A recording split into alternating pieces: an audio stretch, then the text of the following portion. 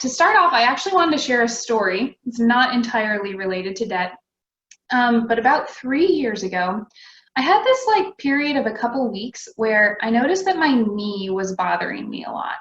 And it was weird. I'm not a very athletic person, and so I know that I hadn't like injured it playing sports or something like that, but it just was bothering me a lot, kind of in the background.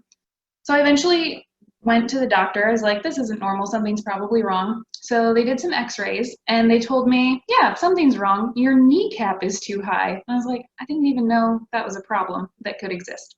But your kneecaps are too high. You need to do some physical therapy. And they were like, and by the way, your weight probably isn't helping anything, which was valid. At that point, I was about 100 pounds overweight. And so I went to physical therapy and my knee started getting better. But they also told me, you know, if things don't get much better, you're probably going to need a knee replacement at some point in your life.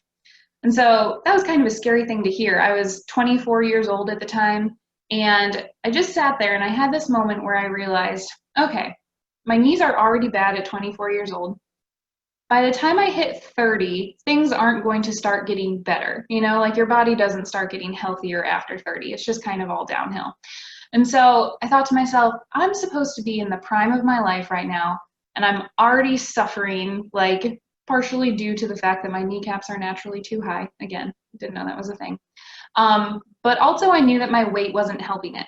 And like I said, I was about 100 pounds overweight at that point. So I had this moment of almost crisis where I was like, I know something needs to change. I'm not going to get healthier. This is a serious problem. They're already telling me what my future is going to be with a knee replacement. I need to make a change. I just knew it. There was something in my gut that was like, this is the time.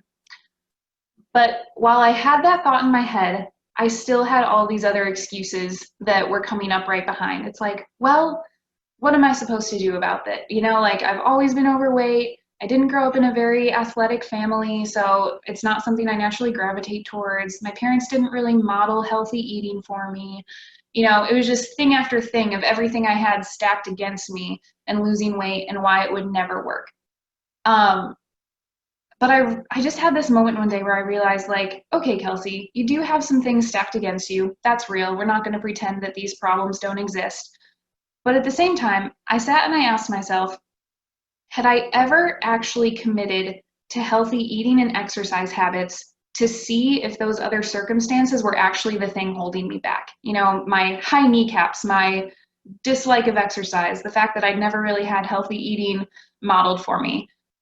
I just had to ask myself, if I actually committed to healthy habits, whether or not I saw any results, would I see results? Would I see something change? And then I had to ask myself, am I willing to commit to that process of practicing healthy habits, whether or not I thought that I was going to see any results? And I decided, for the sake of integrity, I needed to just commit to the healthy habits and see where they took me, to see if I really did have an excuse and there was something wrong with me that I couldn't actually lose weight.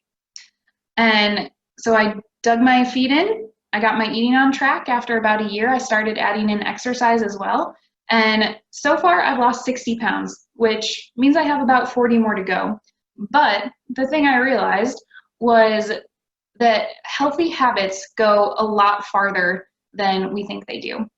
And I tell that story because I think a lot of us feel in a similar position with our financial health when we're starting out on a journey like this of paying off debt or just trying to get, you know, a better savings account or something like that. We're maybe discouraged by how far we know we have to go. I had to lose 100 pounds. That was a huge, intimidating thing in front of me. For some of you, your debt might feel incredibly overwhelming. Like Josh was saying, student loans are no joke. You know, they can be in the tens of thousands of dollars. And so we can feel intimidated by how far we have to go, but we might also feel discouraged by other factors, like ways we failed in the past when we tried to pay off debt. Or maybe there's all these other circumstances in our lives that feel like they're holding us back. Maybe we're still in college. Maybe we're starting a family. Maybe, you know, we're living on support and doing ministry already, and we just don't feel like we have the salary to pay off debt. Those are real things. It can be really intimidating to kind of start at the beginning of this debt payoff journey and just see everything that we have in front of us. Because of that, there's 3 things I wanted to encourage you guys in before we jump into some of the practical things. Number 1, I want you to know you're not alone. You're not the only one struggling with this. Like Josh said, the average student loan debt is, he said 37,000. The stats I found were between 36,000 and 47,000. And so if you have something in that range, you're not the only one. And same with, personal debt. The average credit card debt in America is $7,000. And so if you're staring at this mountain in front of you and you feel like you are the only one in this situation, you're definitely not. So yeah, you're not alone. And beyond that, you're not going to get ahead by comparing yourself to others. Like whether you're on a weight loss journey or a debt payoff journey, you can't look at where other people are. You can only look at where you are and start from there. So I want to encourage you guys in that. The second thing I wanted to encourage you guys in is that being in debt doesn't disqualify you from ministry. Proverbs 22:7, we all heard that verse a million times, the borrower is slave to the lender. And Josh kind of mentioned this already. There is a reality that debt can slow you down in life, or especially in ministry. There's only so much you can do if all your extra cash is going towards minimum payments and stuff like that. It can slow you down, but if we all waited till we were perfect people and had perfect lives to enter ministry, no one would ever be in ministry. That's true, like we're all growing as people, and so just like you wouldn't let something you were still growing in as a person keep you back from entering ministry, I don't want to see you guys let debt hold you back from being in ministry. Again, the key is not to be perfect before you dive in, it's to be working on it. And so that's why it's so important that you guys start this journey today. And so I'm very excited to share some practical tips with you. So you're not alone. Debt doesn't disqualify you from ministry. And the last thing I want to encourage you guys in is it is not impossible. Anyone can do this. And I say that for a couple of reasons. Number one, I say it because I personally know a lot of people in Campus Target and other ministries who are paying down debt and making significant progress or have already paid off their student loan debt while in ministry. But I also say that it's not impossible, and you can do this, because just like there's no shortcut to good physical health, there's no shortcut to financial health. I'm going to say this a couple times throughout the evening, but the only key to financial health is to consistently practice healthy financial habits. I'm going to say that one more time. The only key to financial health is to consistently practice healthy financial habits. It's the same when you're trying to lose weight, right? If you're regularly having good eating and exercise habits, if you're trying to lose weight, every now and then you can have a brownie and it's not going to throw you off too much, right? But on the other side of things, if 7 days a week you're eating whatever you want, going crazy, all the carbs, 12 frappuccinos, whatever it is, if you're doing that 7 days a week and then twice a week you're making these Herculean efforts and working out for like 3 hours at a time, is that actually going to get you very far? Probably not. If you're eating whatever you want the whole week and then working out twice, but super hardcore, it's probably not actually going to get you very far. You're going to get farther by eating good like 7 days a week or 6.5 days a week and not working out at all. And it's the same with finances. If you're kind of mindlessly swiping your credit card 5-7 times a week at Starbucks or whatever, when it comes to tax time and you throw $1,000 at your debt, it's not actually going to go as far as you want it to, because you're not practicing good habits throughout the rest of the year, right? And so I can promise you guys that you can do this, because if you can regularly and consistently practice healthy financial habits, over time, you're going to get out of debt and you're going to stay out of debt. And so those are the things I kind of wanted to encourage you in before we get started here. The only other thing I want to say before we really dive in is that I am not a financial advisor. Like I said, I work with finances and administration, and I love talking about this stuff, but all I'm going to be doing here is sharing some knowledge with you guys that I've learned in my own personal experience and by reading other people. And so I really want to encourage you, as you guys leave tonight and you start making financial decisions, make sure you're consulting with like a financial professional, whether that's a tax person or a financial advisor, something like that. And also check out other really good resources. Dave Ramsey is a very popular Christian financial advisor. He has a ton of free resources online. And another great Christian financial advisor is Howard Dayton. So that is my little preface. I don't know, my statement, my cautionary statement. Make sure you're getting advice from people who know what they're doing. All right, so tonight I do want to talk with you guys about 3 practical ways to start getting your debt under control. The first way you can start getting your debt under control is to get healthy habits in place. Like I said, I'm going to say it again, probably 12 more times tonight. The only key to good financial health is to consistently practice healthy financial habits. And so before you even think about starting to put a plan in place of how you can pay off debt, you need to get some basic financial habits in place if they're not already there. And I really mean that. And so I'll give you another example kind of tied to the weight loss stuff. Let's say you decide you want to start eating healthier and you're like, if I cut calories and I only eat so many calories every day, I can lose X amount of weight in X months if I just eat healthier. What's the problem with that? Eating healthier is pretty vague, number one, but if you don't have some other habits in place in your life already, that eating healthier probably isn't going to last very long. Those habits are something like meal planning and grocery shopping. If you're already meal planning and grocery shopping on a weekly basis and you want to change that so that you're planning and buying for healthier meals, it's really easy to tweak those habits, right? You just change the meals you're planning for, you buy different things, and voila, you're eating healthier. But if you're not regularly planning your meals and your grocery list every week and going shopping on a regular basis, it's going to be hard to continually eat healthy and cut calories, right? Because you have no baseline in place, no plan to begin with. And so the same is true with finances. If you want to make progress on your debt and sustain it, you need to have some basic financial habits in place. And there's 2 that I want to talk to you about tonight. Those are having a monthly finance meeting with yourself and your spouse if you're married. And the second one is budgeting your money. I love talking about both of those things, and I could probably spend more than the rest of the time we have talking about both of those. So because we don't really have time to go fully into that tonight, next month we're kind of going to do a follow-up to this, and I will be kind of giving you guys a step-by-step on how to budget your money and have a financial meeting with yourself every month. But today I'm just going to say a few basic things about them. So first I want to talk to you what it means to have a monthly financial meeting with yourself. This is a meeting that you have with yourself and your spouse once a month. It takes about an hour and you do 3 things during it. Number 1, you review your budget for the current month, you pay your bills, and lastly, you start planning your budget for the coming month. And so I highly recommend that this just be a regular recurring calendar item that you have, that it happens on the day your first paycheck of the month hits, so that you never forget to do it. So why is this so important, and why is it that we don't do it?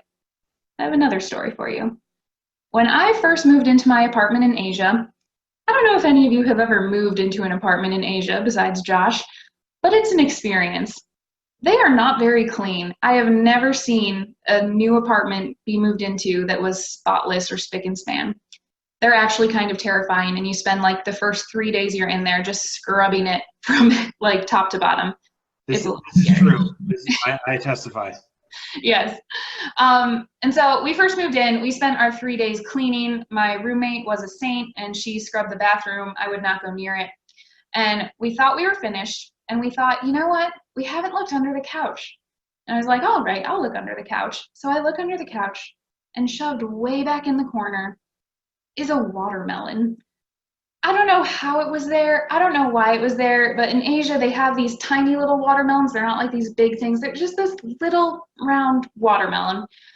And I told my roommate, and we did not want to touch it. We did not want to deal with it. It was going to be gross. We knew that no one had been in our apartment for like 6 months before us, and so we didn't know what it was going to be like. We were terrified. Because my roommate had scrubbed the bathroom, I thought, all right, I will be the one. I will do this. And so I reached my hand under, and I touched it, and it was squishy, and it was awful, and I pulled it out, and I looked at it. It was actually a rubber ball that looked just like a watermelon. It was the weirdest thing. And so what I realized in that moment was that a lot of times, if we're afraid to look at something because we're afraid it's going to be gross and icky, we can just let it sit there and fester and ignore it because we're afraid that it's just going to be bad. If we do that though, number one, if that thing actually had been a rotting watermelon, I wouldn't have been doing myself any favors by just letting it sit under my couch and not take care of it, right?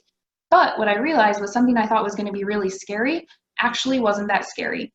I think a lot of us don't regularly look at our finances because we're afraid of what we're going to find, right? And so we just ignore it. We only check our bank account balance if we know that we're going to go in the red, something like that. And we just don't think about our finances regularly because we're intimidated by it.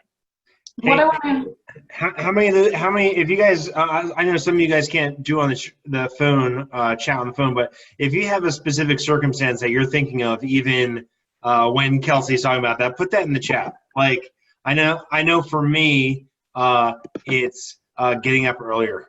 I have a couple small kids, but getting up early is like one of those things I don't want to look at for years. Like, if you guys have something, drop something in the chat. What are some examples of, obviously, debt is one of those things. Maybe it's our credit card. Maybe it's our finances. Maybe it's something else.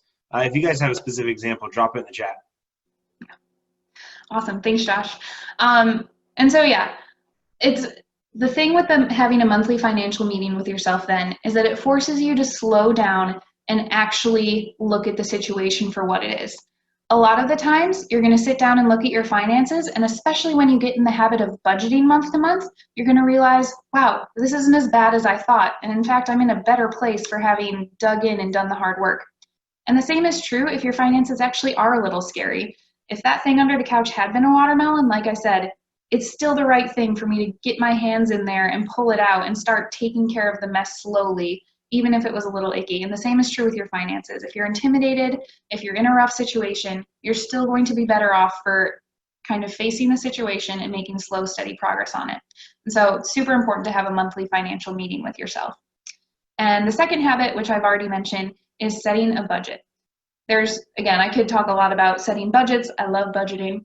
But there's 3 reasons why regularly using a budget is such an important precursor to getting out of debt. Number 1, it helps you curtail excess spending. In other words, it helps you stop going into debt, right? If you're setting a budget every month and you're looking at it and you're sticking to it, you're not going to be overspending, like there's always going to be the exception, the unexpected bill or something like that. But in general, you are going to stop going into debt if you can kind of start sticking to a budget. That's super important. The second thing that setting a budget helps you with is getting a baseline for paying off debt. In other words, it helps you start getting out of debt. So it helps you stop going into debt, helps you start getting out of debt. If you aren't looking at your budget each month, you don't know how much money you can actually be putting towards your debt. And chances are you can be putting down more than you think you can. And lastly, having a budget is super important because it teaches you how to roll with the punches. I'll talk about this more in a future webinar, but the very act of budgeting kind of empowers you because you realize that you're not actually tied to the budget. The budget is there to help you make good choices with your money. And so you can choose if you want to save money in your grocery category or your eating out category. You can make choices. You're in control. And so when you start budgeting and you start realizing that you can make choices with your money, it overall with your finances helps you learn how to roll with the punches better and make choices in the moment when that unexpected bill does come up. And so having a monthly financial meeting with yourself and starting to set a budget is the very first thing you need to do if you want to start getting out of debt. All right, that was the first one. We're going to move right along here. The second thing you want to do to start getting out of debt is to put a debt payoff plan in place. I'm only going to talk about one option tonight. I think it's probably the most popular, the most famous one, and it is called the debt snowball. If any of you have ever read anything by Dave Ramsey, chances are that you've heard about the debt snowball. But this is just a very focused, systematic way to help you start paying off your debts one by one. The main benefit of it is that it has you paying off your debts one by one from the smallest to the largest. And it basically just reduces distractions. When people start paying off debt, they try to think like, oh, I need to maximize how much I'm paying off each month on all of these debts, every student loan, credit cards, car loan, everything. And it just becomes very unfocused. The debt snowball, the main benefit is that it focuses you and it gives you a plan so you know what's coming and you know what you're paying off next. Can I jump in here real quick too? Yeah. When we talked about I've heard this talked about in a bunch of different situations, and it's not actually the most financial, it's not the best financial way, but it has nothing to do with actual finances. If Right. you're worrying about debt snowballs, it means we have an issue, right? We have debt. We've got something, we've got something on. What we're trying to do is create small steps of forward momentum. It's not about like get a huge like 20-page budget if you're like, hey, I barely look at my checkbook. It's like, no. Let's just balance your checkbook first step, or who uses a checkbook anymore. It's like, hey, start paying on one loan, because once you start paying on one loan, you can do that step over and over and over and go. Once you start meeting with yourself once a month for a financial meeting, you can do it more. If you start setting a basic budget, you can get a better budget or think better about your money. So it's not about saying, okay, how can we pay off our debt the fastest way? It's saying, what small incremental steps can I do to build momentum towards a positive financial future? Yeah, absolutely. Thanks, Josh. That's absolutely true. So Josh already kind of mentioned an email that we're going to send out after this webinar in the next couple days. And in that email is going to be a spreadsheet that actually helps you plan out a debt snowball. And so I actually want to show you that real quick just to give you an idea and talk with you through how exactly do you use a debt snowball and what does it look like. So I am going to try to share my screen here for a moment. All right, hopefully that is up and running. All right, so what you can see here is the spreadsheet that we're going to be sharing with you guys, and it says debt reduction calculator. We're going to call it a debt snowball calculator because that's essentially what it is. And so when you want to start paying off your loans, what you're going to do is you're first going to list them all in this table here. It's really important that you set the starting date when you're putting in this information so that it's accurate. But you're basically just going to list all of your loans. It's a good idea to list them smallest to largest starting out, but the way the spreadsheet works, it doesn't really matter because it'll order it for you later. But you list what they are, your current balance, so this isn't the starting balance if you've already paid some off, but what the balance is as of this date right here. The interest rate that you're being charged, which you should be able to find on a credit card statement or on your student loan provider's website. And then your minimum monthly payment that you're required to make on that. So again, this isn't how much you've been paying on it, but the minimum required monthly payment. And it's going to total up down at the bottom here, how much debt you still owe, and your total minimum monthly payments. And then what it's going to have you do is choose a monthly payment that you can make towards your debt as a whole. It has to be bigger than your total amount of minimum payments. You want to be putting a little extra towards it, really as much as you can. But so in this scenario, it calculates that, okay, your minimum payments are $350, but I'm going to make a payment every month of $600, meaning that my snowball, or the extra amount that I'm putting towards my debt, is $250. And so you don't have to really worry about this table right here. It's just putting it in order for you with the debt snowball. But if you go to this payment schedule tab, you'll see if you scroll down that each month it's going to tell you what to pay on that debt, and it kind of shows you how the snowball starts rolling downhill. And so in August of this year, the snowball, the extra money I'm putting towards it, is $250. And so on card number 1 that only has a minimum payment of $50, I'm actually going to be putting $300 towards it. And so the goal is, once you pay off the first debt that you have, you're going to take all the extra money that you were putting towards it, so your initial snowball, plus the minimum monthly payment that you're required to make, and you're going to start putting that each month towards your next debt. And so what kind of happens is, as you pay off these debts, the amount that you were paying on those each month rolls into the next one. And so the entire time you're making only the minimum payments on your larger debts, but it starts gaining speed because as you pay off your debts, you're suddenly making these huge monthly payments. Towards the end of this, you're putting $600 a month solely towards your largest debt. Does that make sense to everyone? You can put in the chat there if it is. It does, although I'm a little offended because I live in Rochester and it's cold all the time. I'd rather not have something that talks about snow, but besides that, I'm good. We can think of something else, like cotton candy, how it like all rolls together. We'll call it the cotton candy payoff plan. I think that's a good idea. All right, I'm going to stop sharing my screen here. All right. Okay, so that is basically the debt snowball. So basically all you're going to do is list all of your debts, and I mean all of your debts. I'm talking car loan, credit card debts, student loans, and you list them all separately because chances are they all have separate interest rates. Even a phone payment, if you're paying off a phone, lump that in there, get it paid off, and that'll probably be the first thing you pay off. And so again, you make minimum payments on all debts except the smallest, which you're throwing as much money at as possible. And then once that's paid off, you take everything you were paying and roll it into the next one. And basically you just repeat this method, and the more debts you pay off, the faster that snowball goes. And after a while, your bigger debts are just getting crushed with monthly payments of like $600. All right, and so again, we're gonna share you that spreadsheet. But those are the first two things again, was to start getting some basic financial habits in place, like the monthly meeting and budgeting. And then once you have those in place, and only once you have those in place, then you can put this debt snowball payoff plan in place. All right.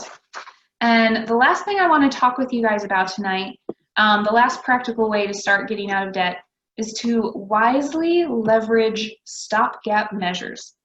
So these are things that we can do that kind of help us in this process of paying off debt, but all of these options, different tools we can use that I'm about to mention, none of them are actually solutions to paying off your debt. We're going to talk about income-based repayment plans. We're going to talk about lowering your interest rates. We're going to talk about loan consolidations.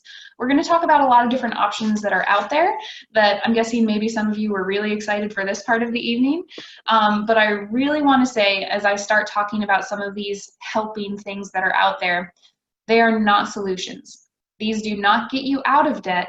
They kind of create buffers to take some of the pressure off if you're really kind of drowning in your debt. Because again, the only secret to financial health is to continually practice healthy habits, healthy financial habits. And the thing that can be deceiving about some of these stopgap measures that we're going to talk about is that they can kind of mask the problem, right? If you're on an income-based repayment plan for your student loans, and so you only have to make a $20 monthly payment on your $30,000 student loan debt, it can make you feel like there's not a problem, right? The pressure's kind of off, it's masking it, but all it's doing is creating an illusion of solving the problem. That watermelon is still sitting under the couch, rotting. Someday you're gonna have to deal with it, but you're kind of just like spraying Febreze on it and feeling like you don't have a problem. And so with that being said, these can really help take some of the pressure off, especially as you're doing a debt snowball. If they are creating extra room in your budget, if you are only having to make a $20 monthly payment on your student loan debt, that means that there's more money that you can be putting each month towards your smaller debts when you're early on in your debt snowball. But that's only going to be happening if you're using a budget and actually looking at your finances each month. So don't charge into these things feeling like they're going to solve all your problems. They're not. You need to get the healthy habits in place. You need to be using a debt snowball. And these things we're about to talk about can kind of help you on your way. All right. And again, I have a lot of resources on these that Josh is going to send out in the email later. So anything that I mention here, just know that there's more information coming your way as well. The first one I've kind of talked about already are income-based repayment plans. This is something available only for federal loans. So if you have private student loans, you can't have income-based repayment plans for those. But the government has put in place this income-based repayment plan. And basically, you will submit your tax information about how much money you're earning.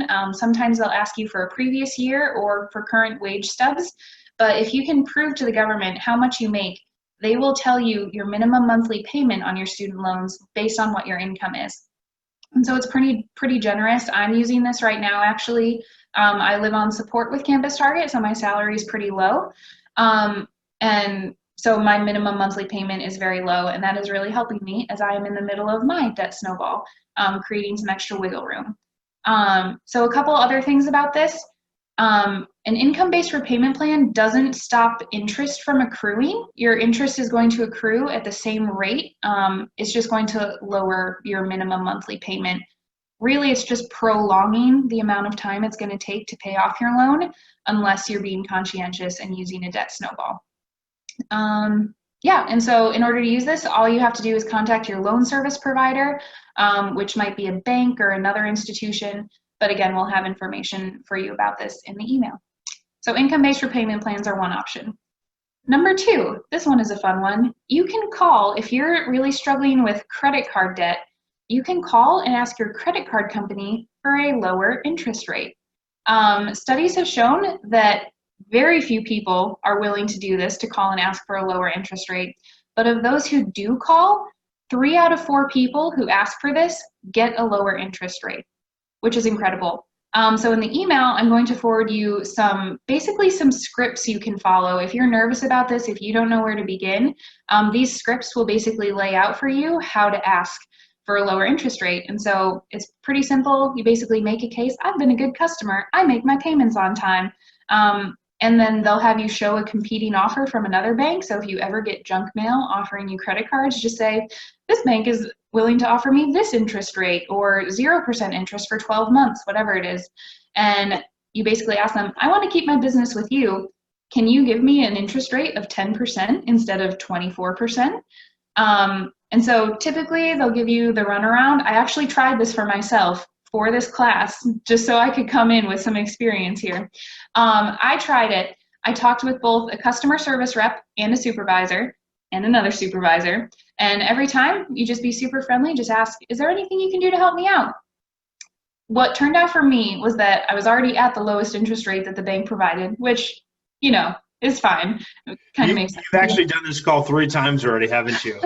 It was one phone call, but I talked to 3 people. And so I was already at the lowest percentage rate, but I will tell you this, it was not a terrible experience having this phone conversation.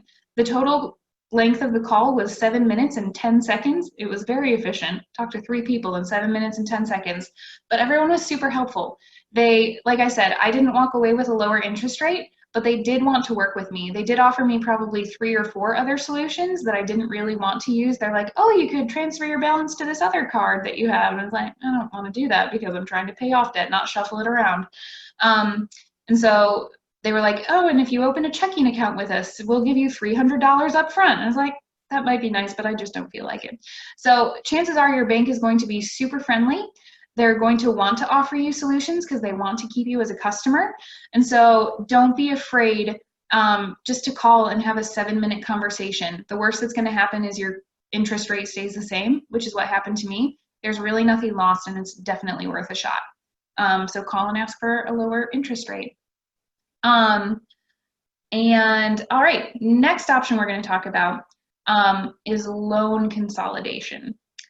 Now, if you've never heard of loan consolidation, what it basically means is that you take out a new loan, but what that loan provider does is they go through and they pay off all your other debts separately. So if you have public student loans, if you have private student loans, if you have credit card debt, any sort of debt that you have, you'll take out this new loan and the provider of that new loan will pay off all your other debts. So what it does is it, again, consolidates. It's a consolidation loan. It consolidates all your debt into one new loan.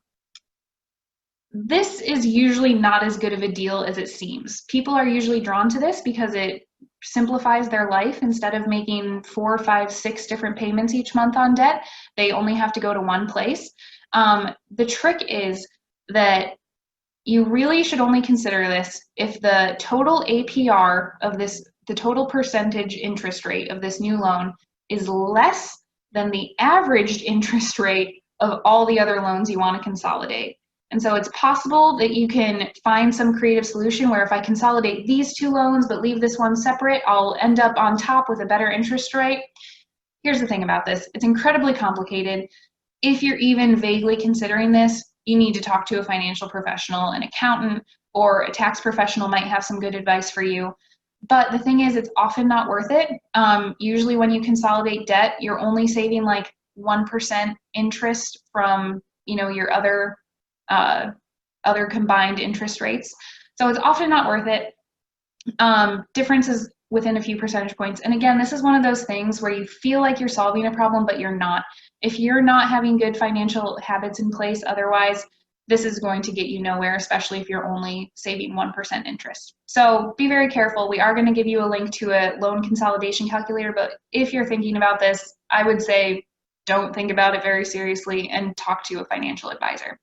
That's probably especially effective if you have a lot of high interest credit card debt. Yes. You're Yeah. probably not going to save money if you have a couple student loans.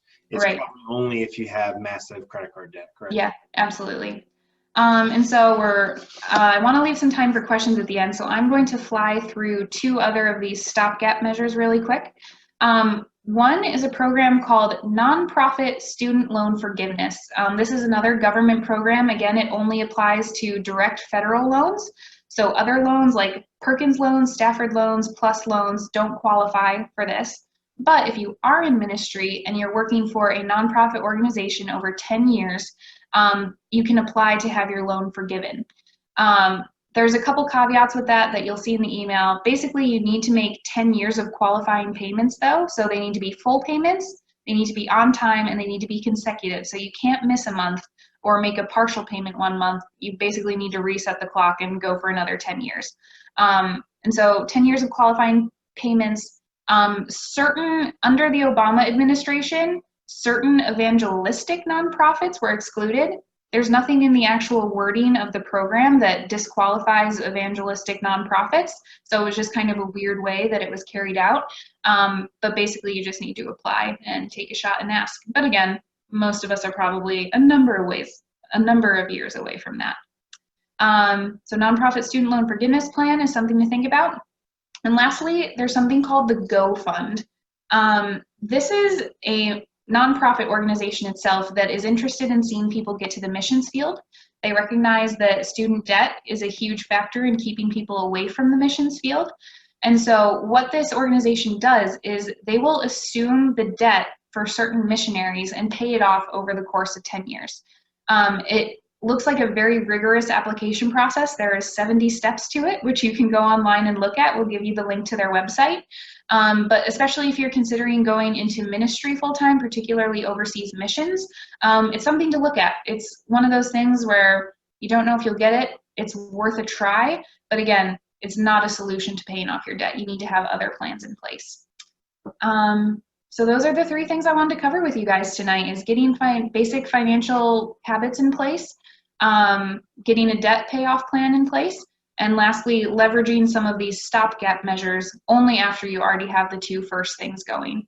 The only other thing I really want to encourage you guys in is stay the course with this. As you're changing habits, especially as you're starting new habits, don't expect to see change overnight. Just like when you're losing weight, trying to eat healthier, habits take time to bear fruit. You know, you sow the seed and you don't reap the fruit tomorrow. You know, you reap it months later, even years later. And so I want to encourage you guys, jump into this. You guys got this, and wait for it to bear fruit. Awesome. Awesome. Thanks, Kelsey. Hey, I'm actually going to unmute us all for us to jump in. I know, Kelsey, you had a question. Kelsey Johnson, you had a question, and I wanted you to be able to share that if you wanted to. So you're unmuted now, so feel free to, what was your question? Hold on, I gotta go back to my notes. You're okay. Let's see. You said, is this strategy only applicable to credit card debt? But I forget what you were talking about for which strategy. Oh, for when you can call for a lower interest rate. Is that only for credit cards, or can you try to maneuver that for other things as well? That's where it's most commonly used. I haven't actually done much research to see if people do this in other areas, but I would say it's definitely worth a shot. If you're thinking about student loans in particular, chances are when you start talking to your service provider about this, what they're going to say is, no, we can't offer you a lower interest rate, but here, apply for an income-based repayment plan. That's with federal loans specifically. If you have a private student loan with a bank, I would say it's worth calling and asking, especially if you've been a customer with that bank for a long time and you have most of your checking accounts and stuff with them. They're really going to want to keep you as a customer. And so it's definitely worth calling to ask. I would say especially local banks. If you have a student loan with a local bank, they are going to do everything in their power to do something that is, you know, that will work for both of you. But even beyond loans and stuff, you can do this with your internet company and cell phone provider. Call every utility company that you have and just say, hi, I'm paying $40 a month for my phone plan. I see that if I switch to this other provider, I can pay $5 less. Can you match that or do even better? So it helps to have a competing offer, but you can do this with a lot of things in life, actually. Okay, cool. Thank you. Yeah. Awesome. What other questions did you guys have as you were kind of listening and processing different things that were going on? What other questions did you have? I have a question. Yeah, go right. Should you invest first or pay off student loans? Definitely pay off student loans. If you've never heard of Dave Ramsey, he has some really good material. He has something called, oh Josh, what's that book called? Financial Peace University. Oh, Financial Peace University or Total Money Makeover. Those are both by Dave Ramsey. He has something called the 7 baby steps, which are basically 7 steps to take to keep your finances in order. All this information is for free on his website. And he recommends, number one, getting a small amount of savings in place, about $500 if you have very little money. Get $500 in a savings account. That's going to give you a buffer when unexpected things come. As soon as you have that in place, start paying off your debt. Once your debt is paid off, so your debt snowball has completely finished, student loans and everything, then you start saving a more significant emergency fund, which is like 3 to 6 months of living expenses. So you get that saved up, and then after that, you can start thinking about investing and saving for retirement. And so I am a big fan of Dave Ramsey's material. I know a lot of people who use it, and it just, again, it's not even that it's the only way or the only right way to handle your finances and get stuff in order, but he lays out his case very logically, and it really does make it into just baby steps where you don't have to think about it. You don't have to think about what's next. It's just kind of this clear-cut plan where you're not trying to explore every option. Smart guy, he spent a lot of time thinking about it, and you can just basically follow that roadmap. I would say the only instance I would think about that is if your company has a matching 401k, then you really need to start doing the math. Because if you're getting double money, it might be, again, credit card debt is always going to be the worst. If you have credit card debt, you need to get rid of that debt as fast as possible.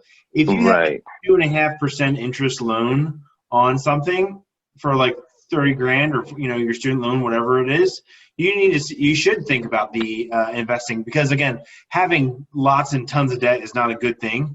But if you don't also want to leave money on the table. And so that's where the budgeting comes in, is because you need to know actually what is on the table and what is there and what you have. But again, I think in this, Kelsey would agree, and the Dave Ramsey stuff, if you have credit card debt, you need to get rid of that as soon as possible. Because that is like the biggest hole in the boat ever. It's just all your money's gonna drain out. Yeah.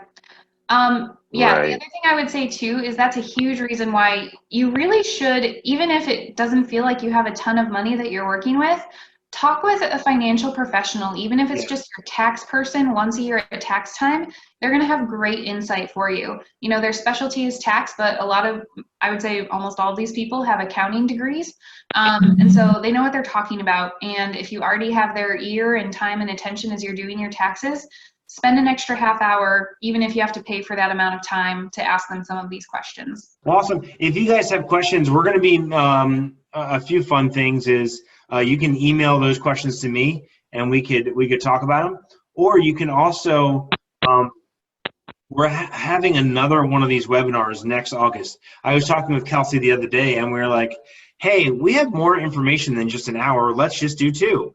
And so that's what we decided. And so the next one, we're actually going to be talking a lot about budgets and how do we do budgets more, along with having more of a Q&A time also about specific situations or just general questions that we have. So I just want to say thanks to Kelsey. Really appreciate it. That was awesome. Hope you guys got a lot out of that time. Before we kind of jump out, I have a couple things I wanted to talk to you about. One is, do you guys have specific things that you kind of got out of tonight? What was your biggest takeaway? You can either put it in the chat or we can go around and talk about it. For me, was to consistently practice financial habits. Yeah. Awesome. That's good. If you take anything away from tonight, that would be the one thing I want you to take away. Right. For me, it was the stock gap measures, because so much information is online, in the commercials, in the mail you get, and I just don't know what any of this stuff is sometimes. And it's very manipulative in, for someone trying to sell you something. So it's trying to get some clarity was really great. Cool. Well, if you guys are thinking, again, this is for people that are watching the recording, or you guys are just here live. If you're saying, hey, I feel like I want to implement some of this stuff, but need help, Elam Fellowship, we're a fellowship of churches and missionaries and pastors. Our goal really is to see people going from maybe a call in their life. I don't know why you're here. Obviously there's debt issues, but maybe you've thought about doing some kind of ministry work in the past, whether that's with Basic or with Campus Target or with your local church, and for some reason debt has gotten in the way. We want to help you guys with that. We want to see you guys succeed. We want to see debt not be something that's over your head and that's confusing and it's the watermelon under the couch. And so we actually have certified Elam Fellowship coaches. That these are not they're not financial professionals, but what they are is they're coaches that we trained that basically can help you process and make a plan to get to where we need to go. All the information we have is really there in front of us. Again, we're going to send out some tools and resources. But if you guys are saying, hey, I need somebody it'd be helpful to have somebody walk with me in this, we actually have coaches that could do that. And I just dropped a link for you guys to check that out. This is for financial stuff. This is like, if you're sitting there and saying like, hey, I thought I wanted to jump into ministry work, or maybe last year at the Basic conference, you're like, hey, I'd love to work with Basic, but I've got all this stuff over my head or have all these barriers. We want to help you go through that process and say, okay, what's the plan I actually can to do to get to where God has for me? And that's through our Friends of Elam program. This isn't, again, trying to sell you guys stuff, but it's us saying our heart is to see you guys fulfill the dreams and vision that God has for you. And so if you guys want to check us out, we'd love to connect with you. And then we talked about this before. Next month, we're going to be having a conversation about budgeting, and then also some of the more in depth of some of the things that we talked about, and answering more and more questions. So if you guys are here, you've actually already registered for that webinar. It's August 21st at 8:30. We're going to be right here. And again, this isn't like an insider thing. Just because you got an email doesn't mean, and somebody else didn't, it doesn't mean you can't share it. Like, share the registration link. I'm actually going to drop that in the chat box real quick, and that'll be in the email I send out too. If you have friends or bosses or pastors or anybody who you're saying, hey, I feel like this could be helpful for them, share that with them. We want to be able to see people win, to get out of debt. We know what it's like to be under the weight of debt, and so we want people to be able to have some freedom in finances and to make some small steps. What was the line again? I love this, so I'm going to remember it. The only key to financial health is consistently practicing healthy financial habits. And so, Paul, I just saw you jump in. Welcome. We're going to be sending out an email with the recording of this, which a bunch of links, so you didn't miss anything. But next month, we're going to be having another webinar about budgeting and how we can have consistent, healthy financial habits. Because really, again, if we just practice bad habits, working out 3 hours a week is not going to fix the problem. We need to not eat ice cream at 10 o'clock at night like I want to do after this webinar. That is not going to be a good situation, but it sounds delicious. And so it's practicing those small financial healthy habits that's really going to get us to financial freedom. There's no magic pill, but we can take small steps.